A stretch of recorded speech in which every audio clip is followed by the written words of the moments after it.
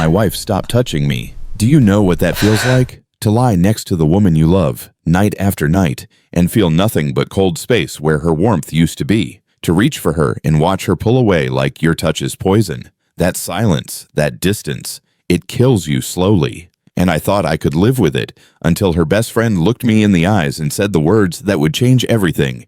Kiss me. Intimacy doesn't disappear overnight. It dies in small, invisible steps. A missed kiss before work, a turned shoulder in bed, excuses stacked on excuses. I'm tired. I have a headache. Not tonight. At first, I brushed it off. We were both busy. So busy. Work had us drained. But as weeks became months, I realized something had shifted. My wife wasn't just tired. She was gone.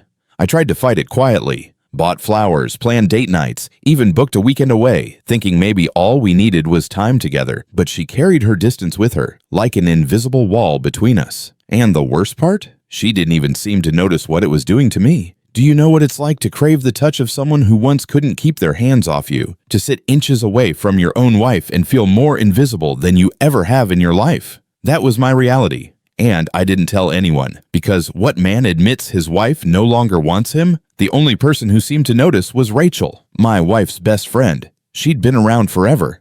The kind of friend who shows up at our house without knocking, who knows our fridge better than we do. She was funny, outspoken, full of life.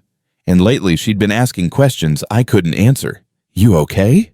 she asked one night after dinner, when my wife had gone upstairs.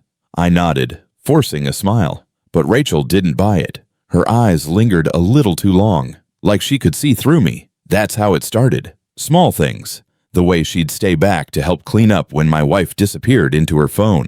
The way she'd laugh at my jokes a little harder than necessary. The way her hand brushed mine when she passed me a glass. Little sparks I tried to ignore. But ignoring loneliness is like trying to hold back a tide. It builds and it builds until it drowns you. One night, the dam broke. My wife had gone away on a work trip. Rachel came over to drop something off for her. We sat in the kitchen talking over coffee. The conversation was light at first. Work, movies, nothing serious. But then it shifted. "Does she even see you anymore?" Rachel asked softly. I froze. The question sliced through me because it was the exact thing I'd been asking myself for months. I tried to laugh it off, but my throat tightened. Finally, I whispered, "No, not really." Rachel's eyes softened. "She's blind then," she said, "because you're you."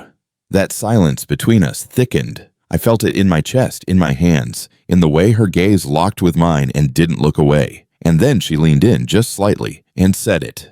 "Kiss me." My whole body went still. My heart pounded so hard it felt like the walls would shake. 1,000 thoughts flashed at once. This was wrong. This was betrayal. But at the same time, it was everything I'd been starving for. Someone seeing me, wanting me, pulling me back into the world of the living. I didn't kiss her, not that night. I pulled back, muttered something about it being late, and walked her to the door. But the words haunted me. "Kiss me." They echoed in my head, louder than anything my wife had said in months. After that night, I couldn't stop noticing her. The way her eyes lingered when I spoke, the way she laughed at things no one else found funny, the way she listened, really listened, when I opened my mouth. She saw me, and I hadn't felt seen in so long.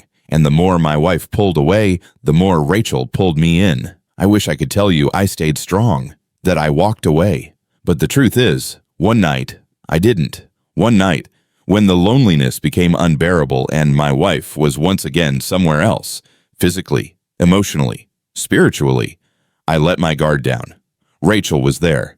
Her hand found mine. And this time when she whispered, "Kiss me," I did. It wasn't fireworks. It wasn't cinematic. It was messy, desperate, filled with the weight of everything I'd been holding inside. But it was real. For the first time in years, I felt wanted, desired, alive. The guilt came fast. As soon as it was over, it wrapped itself around me like chains. This wasn't who I was. I wasn't the kind of man who betrayed his vows. And yet, in a twisted way, hadn't my wife betrayed me first? Not with another man, but with absence? With neglect? With silence that had turned our marriage into a grave? I wrestled with that question for days, for weeks. I couldn't look at Rachel the same. I couldn't look at my wife the same either. Every interaction became heavy, poisoned with secrets. And then something happened that broke me completely. One night, lying in bed beside my wife, I reached for her out of habit. She sighed and turned away, pulling the blanket tighter.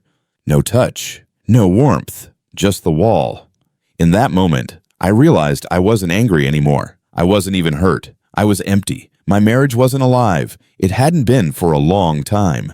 Rachel's kiss didn't destroy my marriage. It only revealed what I had been too afraid to admit. It was already gone. When my wife eventually noticed my distance and asked what was wrong, I finally told her the truth. Not about Rachel, but about us. About the way she'd abandoned me long before I betrayed her. About how I couldn't keep living in a marriage that felt like solitary confinement. It wasn't dramatic. There was no screaming, just quiet acknowledgement. A sad acceptance that we had both let something precious die. Walking away wasn't easy, but it was necessary, because sometimes the cruelest form of betrayal isn't cheating. It's neglect. It's making the person who loves you feel like a ghost in their own home. And while Rachel's part in my story will always be complicated, she reminded me of something I had almost forgotten. I was still human, still worth touch, affection, love.